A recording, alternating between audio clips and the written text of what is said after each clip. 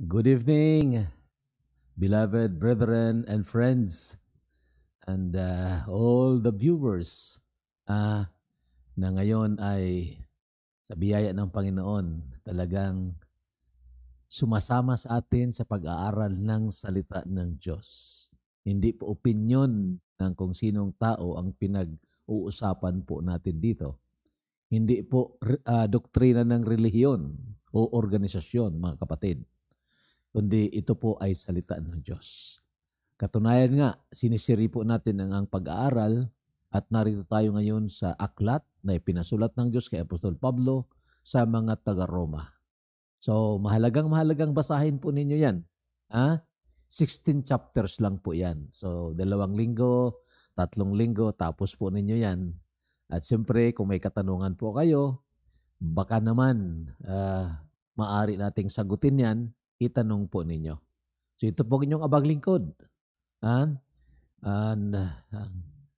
sa biyaya ng Panginoon ay patuloy na maghatid sa inyo ng salita ng Diyos. Our topic this evening, beloved brethren, will God judge those who died without hearing the gospel? Hahatulan ba kaya ng Diyos yung mga taong nangamatay na hindi naman nakarinig ng Ebanghelyo? Yun ang katanungan na sasagutin po natin ngayon. Kasi ito ay naging confusion sa iba. At kung minsan, inaakusahan pa ang Diyos na parang ang Diyos ay may favoritismo o kaya hindi tama o kaya partial na Diyos. Na kung saan, hindi naman daw nakarinig ng Ebanghelyo, bakit hinatulan? So gusto nating alamin kung anong sinasabi ng salita ng Diyos tungkol dito. At kahit na sabihin natin doon lang sa logical na pagtatanong o rather pagsasagot, sa logical lang na pagsagot. Halimbawa, kung ang mga taong hindi nakarinig ng Ebanghelyo ay hindi hahatulan ng Panginoon, huwag na natin silang paringgan ng Ebanghelyo. Di ba?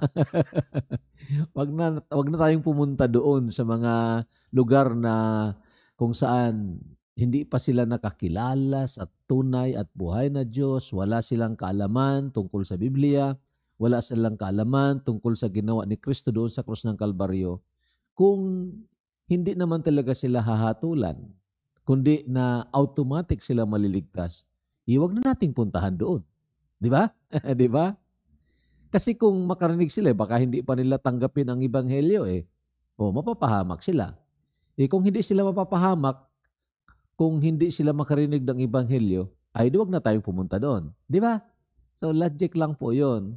So maliwanag ang sagot, mga kapatid, kahit na doon sa logic pa lang, na talagang hahatulan ng Panginoon ang mga taong nangamatay na kahit na quote-unquote, hindi nakarinig ng tinatawag Ebanghelyo. So let's go with the Word of God. Sabi dito sa Romans chapter 1, for the wrath of God is revealed from heaven against all ungodliness and unrighteousness of men who suppress the truth in unrighteousness, because what may be known of God is manifest in them, for God has shown it to them. Medyo maliwanag itong sinasabi dito What may be known of God is manifest in them. Ang tinutukoy dito ni Apostol Pablo, mga kapatid, kung bakit hindi niya isinasama ang kanyang sarili, kundi itong grupo lang ng mga tao, ang tinutukoy niya dito yung mga hindi nga nakarinig ng Ebanghelyo, yung walang kaalaman tungkol sa batas ng Diyos. Ika nga, yung mga hindi Hudyo. Okay? So, ang mga Hudyo, ang mga Hebrew Israelites ay talagang nakarinig po ito. Binigyan sila ng kautusan. Pero itong mga Hebrew Israelites, ito po sila, paano nga sila hahatulan na wala namang narinig sila na batas? Parang ganon ang argument. Okay? Pero maliwanag itong sabi dito, what may be known of God is manifest in them. Ano itong dapat malaman nila sa Diyos? Mamaya, okay? Kasi pinaliwanag daw dito, ipinahayag dito, God has shown it to them. For since the creation of the world, His invisible attributes are clearly seen. Aba, andito. ang mga hindi daw nakikita na ugali ng Diyos ay maliwanag na nakikita. Sa paanong paraan? Being understood by the things that are made. Sa pamamagitan daw ng creation. So, mayroong tinatawag witness of creation. Even His eternal power and Godhead, itong existence ng triune God, 3 persons in one God, ay ipinapahayag daw ito. At ang reason, so that they are without excuse. Oo nga, wala silang maidahilan. Nakisyo sasabihin nila, hindi naman kami nakarinig ng Ebanghelyo. Hindi naman kami nakarinig na mayroong Kristo, mayroong namatay sa cross. Hindi kami nakarinig niyan. So dapat hindi kami hatulan. Pero sabi ng Panginoon, they are without excuse. Okay? Verse 21 and 22. Because although they knew God, they did not glorify Him as God, nor were thankful, but became futile in their thoughts, and their foolish hearts were darkened. Professing to be wise, they became fools. So, tingnan niyo ang verse. Because although they knew God, so meron silang nalaman patungkol sa Diyos. At nakilala nila itong Diyos na ito. Of course, not in the personal experiential na pagkilala. Cognitive, yes. They know that there is God. And yet, sabi na dito, they did not glorify Him as God. Ito ang kasalanan na grabe. They did not glorify Him as God, nor were thankful. Okay, so proceed tayo ngayon mga kapatid at mga kaibigan. First, we want to prove na hindi kailanman ang Diyos nawala ng pagpapatotoo. God has not left Himself without a witness. So mayroong talagang patotoo na ang Diyos ay buhay, ang Diyos ay totoo. Mayroon talaga. God has not left Himself without a witness. Kung ang tao magsasabi, hindi naman kami nakarinig na mayroong Diyos. Hindi namin alam na mayroong Diyos. Sabi ng Panginoon, mayroon akong patotoo na talagang ako ay buhay at totoo. Okay? God has not left Himself without a witness. The witness of creation. Yun ang tinutukoy doon sa binasa natin kanina. The witness of creation. Ang patotoo ng mga nilikha ng Diyos. Ang ibig sabihin, mga kapatid, kung titingnan natin itong mga nilikha ng Diyos, ay talagang walang dahilan na hindi tayo makakilala o malaman na mayroon ngang Diyos na tunay at buhay. Sabi dito kasi, what may be known of God was clearly revealed. Okay? What may be known of God was clearly revealed. Itong witness of creation. In fact, si Pablo, nang nandoon siya sa Listra, na banggit ko na rin yan noon, kasama niya si Barnabas, at doon, gumawa sila ng milagro, and then ang mga tao doon, akala sa kanila, mga Diyos na bumaba sa langit, gusto silang sambahin. Sabi ni Pablo, hindi nyo gawin, huwag nyong gawin yan, tao rin kami. And then ipinakilala ni Pablo ang Diyos na lumikha ng lahat ng mga bagay. Okay? Kung naalala ninyo, isa sa content ng Ebanghelyo, i-reviewin ninyo yung pinag-aralan natin the last time about the gospel of God. The gospel must consist with this truth that there is God, a true and living God who created everything. Okay? Yun po ang unang feature or content ng Ebanghelyo. Mayroong tunay at buhay na Diyos na lumikha ng lahat ng mga bagay na ito na nakikita po natin o kaya't maging ang hindi natin nakikita. So, ito ang sabi sa Acts 14:17. Nagpahayag si Apostol Pablo doon. Sabi niya, nevertheless, he did not leave himself without witness. Oo nga, hindi daw nagpabaya ang Diyos na parang walang magpatotoo. In that, he did good. Gave us rain from heaven and fruitful seasons, filling our hearts with food and gladness. Okay, so pag-aralan ninyo yan at titingnan nga ninyo na talagang itong Diyos na ito ay napakabuti Kasi nilikha niya itong lahat ng mga bagay at mayroong tinatawag system na nangyayari dito. Yung argument pa na tinatawag argument of order. Yung cosmological argument o kaya yung teleological argument, argument of design. So, kung pag-aralan po daw natin ito, ang Diyos na ito ay mayroong tinatawag o may nilikha siya, ang kanyang mga nilikha ay nagpapatotoo na siya nga ay gumawa sa atin ng kabutihan. So mayroon pa nga binanggit dito, fruitful seasons. Sa ating bansa, mayroon tayong rainy season and then hot season. Sa ibang mga bansa, mayroong 4 na seasons.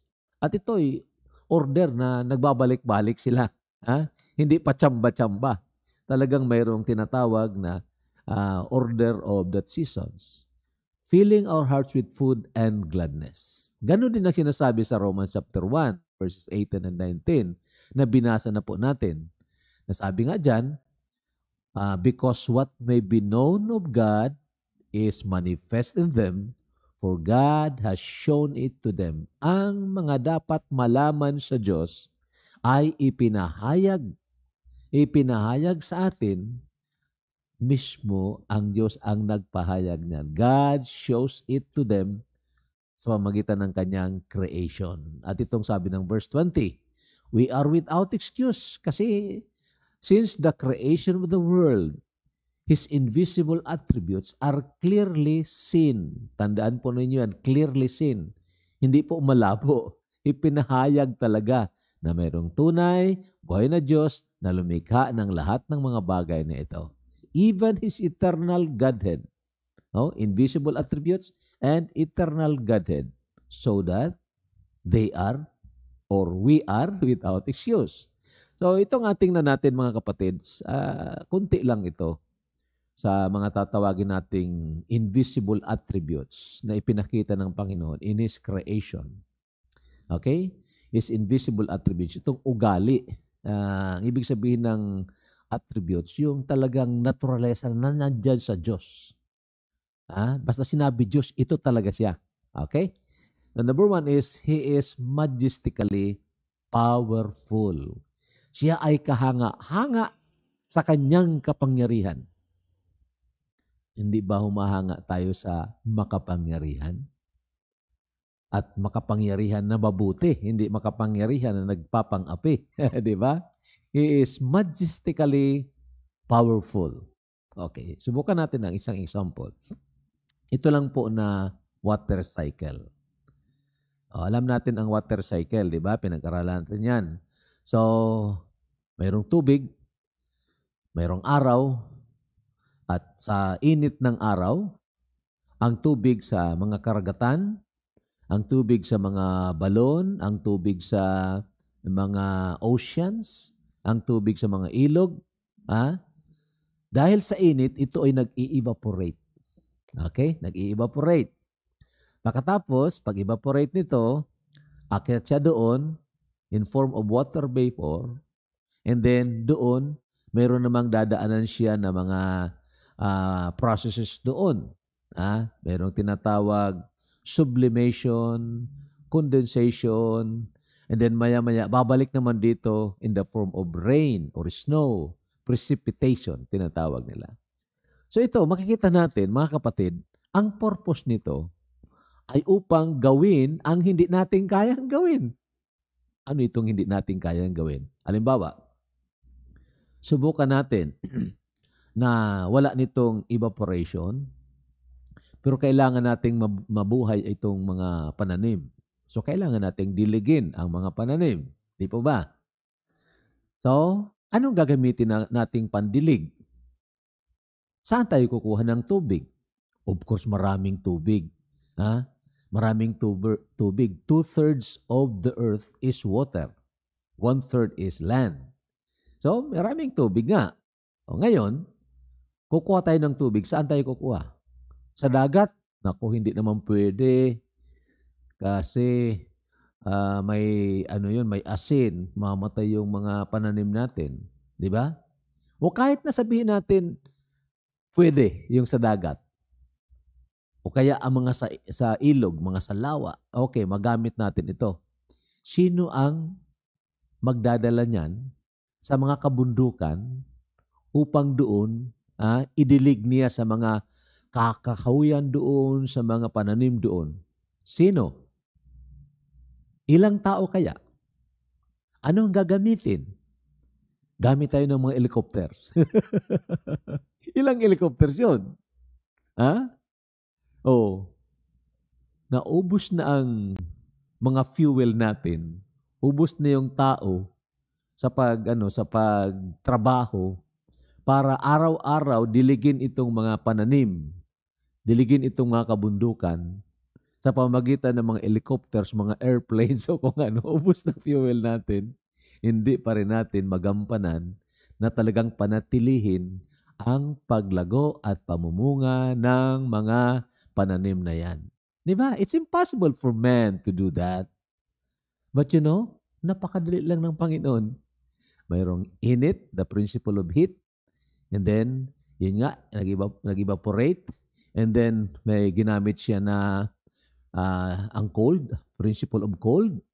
Ngayon, medyo lumamig doon, bumigat siya, ginamit yung hangin, then dinistribute sa mga kabundukan, then maya-maya, gamit naman ulit ang init, then dahil sa bigat noon, bumaba siya as rain and snow. Then, nadilig ang mga pananim. Grabe. That is a wonderful display of God's majestic power. Mga kapatid. Marami pa. Of course, maliit lang itong sinasabi natin. Yung simple na alam natin. Di ba? Oo.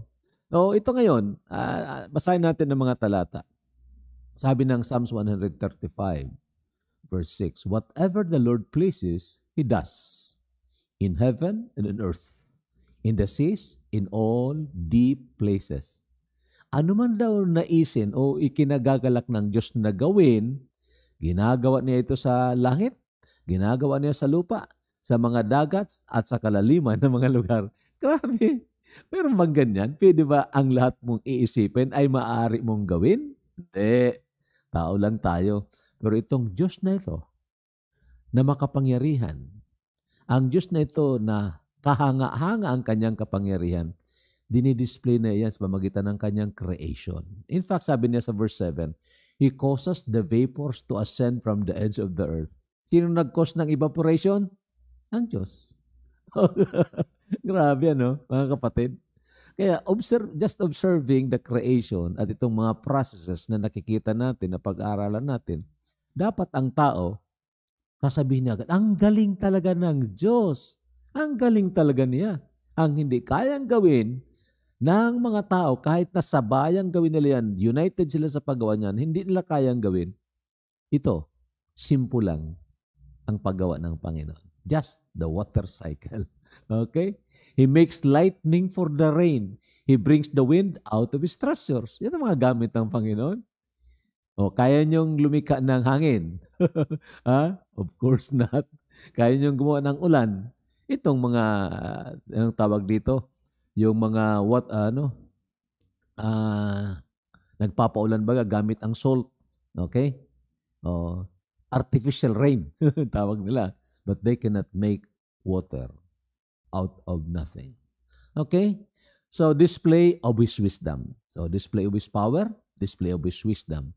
Marami ang pwede nating talakayin dito tungkol sa kalaliman at sa pagpapahayag ng Panginoon ng kanyang karunungan. Pero basahin nila natin mga talata. Ito, the Lord by wisdom founded the earth. By understanding, He established the heavens. By His knowledge, the depths were broken up, and clouds dropped down the dew. Proverbs 3:19 and 20. Okay nga. Sige nga, pag-aralan ninyo yan. He founded the earth. Saan ang foundation? Mayroon bang nakatukod dyan sa earth? Kung makita nyo yung earth, yung mga astronauts baga na lumabas sa ating sanlibutan, lumabas sa ating mundo at nakita nila, wala namang humahawak doon. O kaya kung anong foundation doon na nakatayo itong napakalaking earth natin? Wala eh. Sinong humahawak niyan? Paano yan hinahawakan?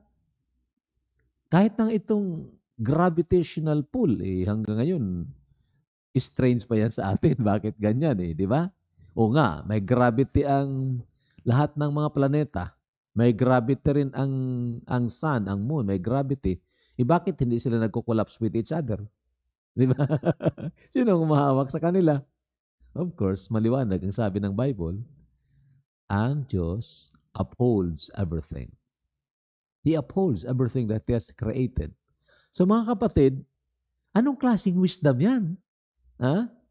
Maliban pa doon sa mga intricate na mga bagay na nilikha ng Panginoon. Yung maliliit na mga bagay na hindi nga natin nakikita, kahit itong ating katawan, hindi nga natin maintindihan Paano ba? Bakit ang dugo natin mula sa paa, umaakyat sa ulo? Mula sa ulo, bumababa sa paa. Paano nagagawa yun? Di ba? Sabi baga, water seeks its own level. Pero, hindi pa na-imbento nun ang mga pump. Ang Diyos naglagay na ng pump itong heart natin. May suction pump at saka mayroong pump na nagdi-distribute. And sino ang gumawa niyan? It's God. Grabe, gilalas talaga ang karunungan ng Panginoon. So kung pag-aralan lang ng tao o pag-observe lang ang tao dito sa mga nilikha ng Panginoon, lalo na itong mga doctors, na mayroon silang masusing pag-aaral sa katawan natin, yung tinatawag anatomy. Pero nakakalungkot, matapos nilang pag-aralan ang tungkol sa mga intricate parts natin, ang mga systems niyan na talagang kahanga-hanga, hindi magawa ng ordinaryong tao. Hindi magawa ito kahit na ipunin ang lahat ng karunungan ng buong mundo, hindi kayang gumawa ng katulad ng katawan ng tao. Di ba? Magagawa ngayon nila yung may cloning ngayon, o mayroong tinatawag itong genetic editing. Pero, makagawa sila out of nothing and then mayroong system. Mayroong CPU, ang brain natin, Central Processing Unit, and so on. That is a product of God's majestic wisdom. Okay, marami pa mga kapatid. So, the display of His beauty. Ito naman ang kagandahan ng Panginoon. Sabi ng Psalms 96 verse 9, "Who worship the Lord in the beauty of holiness. Tremble before Him, all the earth." The beauty of His holiness. You know, whenever we look at creation, mayroon tayo ng pag-perceive o ng pag-unawa kung ano ang maganda at kung ano ang hindi maganda. Di ba? Ang tawag natin dito, appreciation. Binigyan tayo ng Panginoon ng capacity to appreciate. Di ba? Humahanga tayo. And then, hindi lang capacity to appreciate, mayroong tinatawag tayong degrees of appreciation. Ang maganda, natutuwa tayo. Pero pag nakakita tayo ng mas maganda pa, sabi tayo, wow, mas maganda yun. Pero pag nakakita tayo ng grabing ganda, wow, talaga, super ganda yun.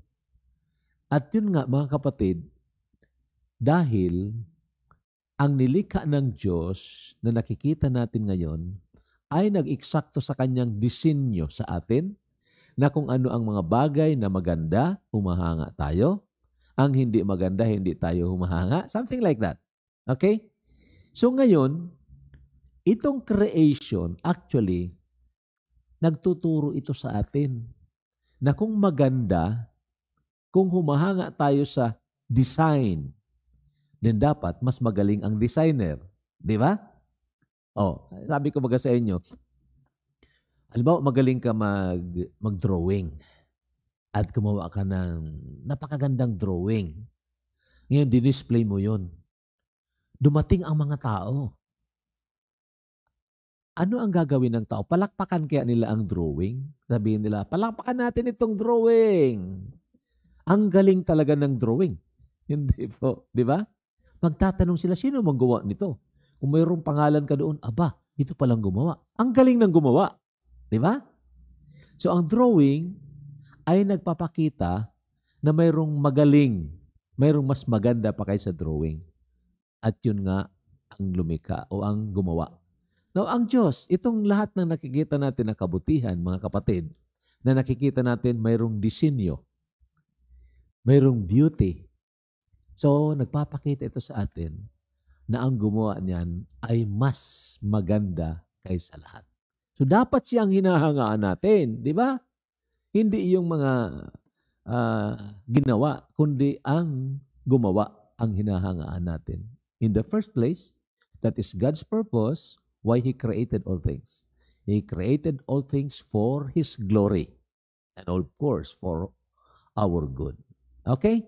So, God has not left Himself without a witness. Mayroong witness of creation and then mayroong witness of conscience. Mayroon tayong budhi. May konsyensya. The witness of conscience. Ang conscience, sabi naman ng dictionary, conscience is an inner feeling or voice, parang tinig dyan sa loob, viewed as acting as a guide to the rightness or wrongness of one's behavior.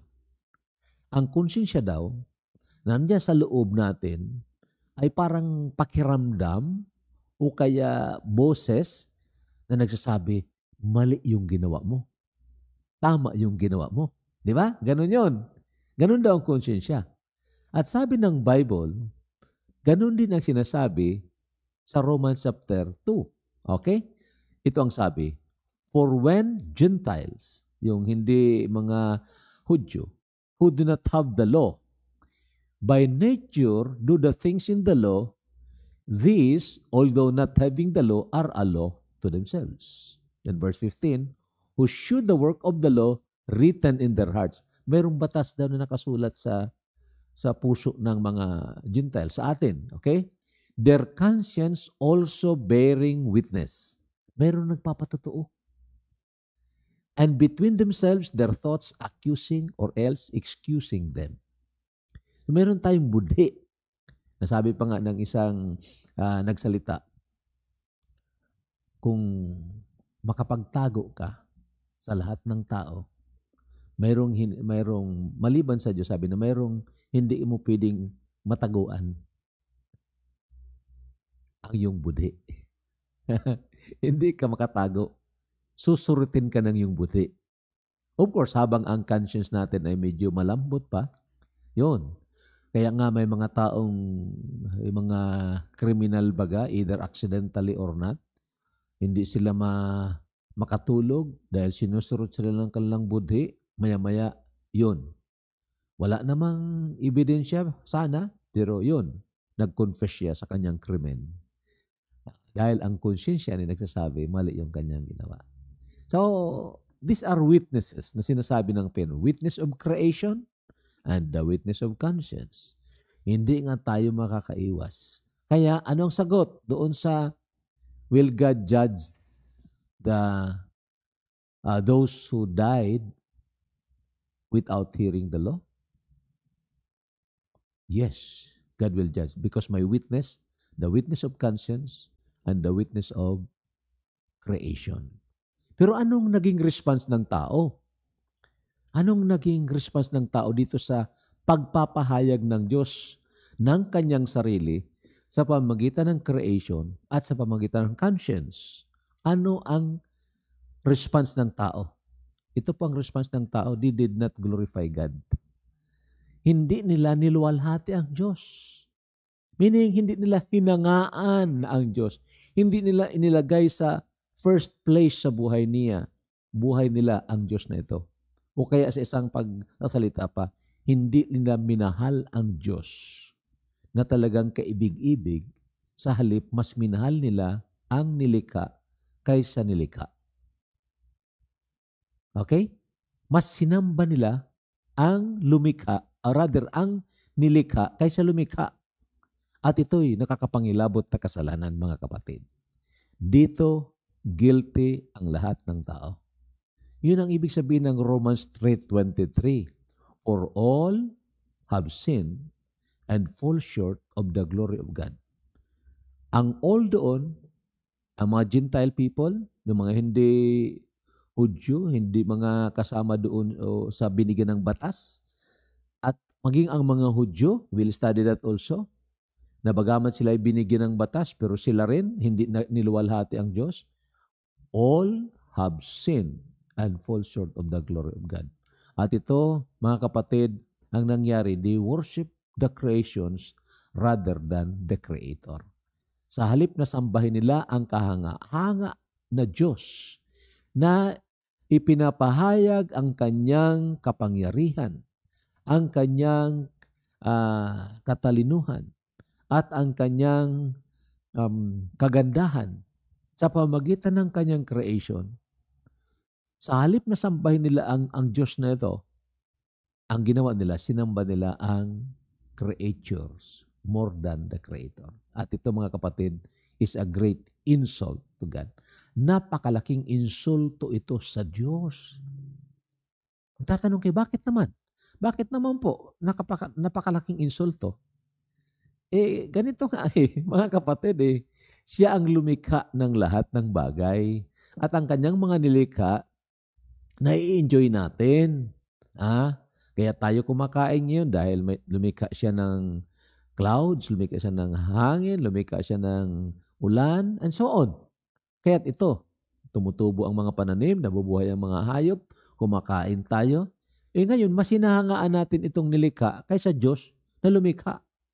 Para bagang ang nagbigay sa atin ng pagkain na walang iba kundi ang Diyos, hindi natin hinangaan, mas hinangaan natin ang pagkain. Mas minahal natin ang regalo kaysa nagbigay ng regalo. Di ba malaking insulto yan? Di ba? Anong ibig sabihin yan? Para bagang sinasabi mo, itong regalo, mas higit pa ito kaysa iyo. Mas higit pa ito kaysa iyo. Ikaw, para Diyos ka lang. Ito, regalo ito. Mga kapatid, that's a great insult and of course, foolishness. Yan nga sabi ng Bible, they professed themselves to be wise, they became fools. Itong sabi, Romans 1:21 and 22. Because although they knew God, they did not glorify Him as God, nor were thankful, but became futile in their thoughts, and their foolish hearts were darkened. Dati nang foolish ang puso, lalo pang dumilim. Professing to be wise, they became fools. Di ba? Katulad ng halimbawa, nakakita sila ng fossils. Nakakita sila ng fossils, halimbawa. At sinukat-sukat nila yon. Nakuha nila yung Homo, anong tawag dito? Yung Homo erectus. The Homo erectus. Na 11 years old pa lang, 8-footer na. 8-footer. At sabi nila, tingnan nyo, galing talaga tayo sa unggoy. Galing tayo sa unggoy. Nag-evolve talaga ang tao galing dito na mga malalaking unggoy, malaking gorilla, at ito na ngayon tao. Grabe, Of course, may explanation tayo dyan. By the grace of the Lord, mapag-aralan natin yung bakit mayroong ganung mga ebidensya ng Homo erectus, Homo capensis, and other groups of tinatawag Homo na hindi Homo sapiens. Okay. Anyway, ang point ko ngayon is like this. Itong mga evolutionist na pinapaniwala tayo na tayo daw ay mula sa unggoy, kung titingnan ninyo, nagsipag-aral yan sa mga great universities. Anthropology, Doctor of Anthropology, Doctor of Paleontology, Study of Fossils. At marami pang iba na mga doctorates, Doctor of Philosophy. Subalit, simple lang na pag-unawa, sinasabi nila tayo, mula tayo sa unggoy. Ang tao daw ay nagmula sa parang simple living creature na nandoon sa pool of life. Sa pool of life, sa pamagitan ng mga protein substance nagkaroon ng buhay, and for millions and billions of years, from simple organism naging complex organism. And later on, after billions of years, naging parang reptilian o reptile, and then maya-maya nakadaong siya doon sa dalampasigan, tinubuan siya ng mga scales, and then mayroon na siya mga paa, and then after billions of years, nakakita siya ng kahoy, umakyat sa kahoy, tapos naglambitin doon, natuto ng magsalita, ganyan, nabali yung sa nga pagbagsak professor sa UP. Grabe. That is foolishness, di ba?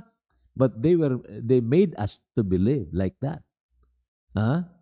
Hanggang ngayon na ang missing links nila, missing pa rin eh. The point is, ito ang revelation ng Panginoon. Ito ang pagpapahayag ng Panginoon. Maliwanag sa sentido ng mga taong gustong matuto, gustong maniwala. Pero ito sila, instead of accepting the truth that they have known, hindi nila in-accept ito.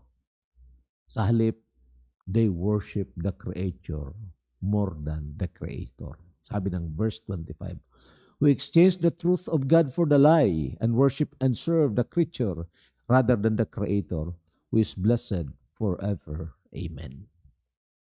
So anong gagawin ng Panginoon sa kanila? What will God do to them? Surely, He will judge them, or He will judge us for insulting Him. Mga kapatid, this is the first diagnosis.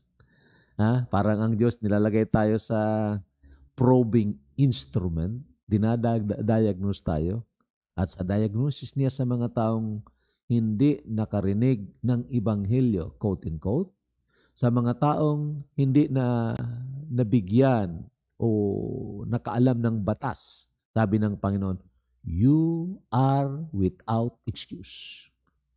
You are guilty, surely you will be judged. So sana mga kapatid at mga kaibigan, ito ang pwedeng maging epekto sa atin. Number 1, maging mapakumbaba tayo sa pagtanggap sa katotohanan. Itong witness of creation are pointers. These are pointers to the Creator. Pangalawa, maging masigasig tayo kung tunay tayo na mananampalataya. Maging masigasig tayo na abutin natin ng Ebanghelyo, abutan natin ng Ebanghelyo, itong mga nasa tribu. Yung mga hindi pa naabot talaga ng Ebanghelyo. Abutan po natin sila. Manalangin tayo itong trend ngayon na mabubuksan ang oportunidad sa mga tao na makarinig ng Ebanghelyo in their own language through this internet. And through the, connectivity, then let us take this opportunity. So, mga kapatid at mga kaibigan, hanggang dito na lang po tayo. So thank you so much, mga kapatid at mga kaibigan. God bless us.